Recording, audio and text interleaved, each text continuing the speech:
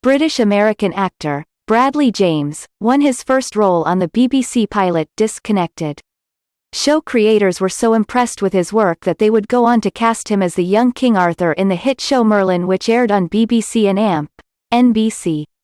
Of the eventual cast, James was the only cast member who the creators had in mind originally for the role to end up with the part. Merlin would go on to have huge global success and air in over 180 countries, giving James a worldwide following.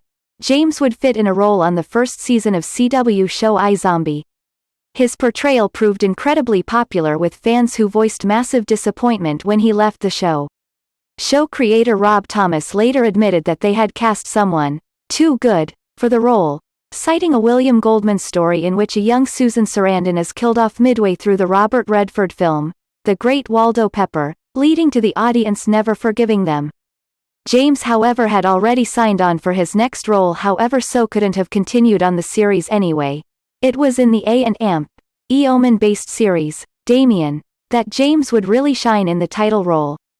Producers had been struggling to find their leading man but said that the decision was made the second they saw Bradley.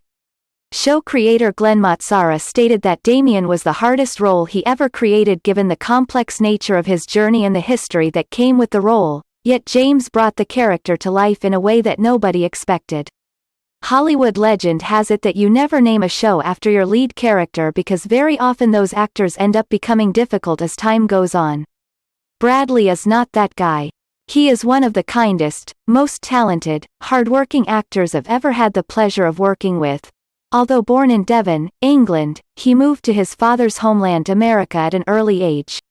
He would later return to England in his teenage years shortly before beginning his classical training at the Drama Centre London, stating that he had 3 of the most enjoyable years of his life there.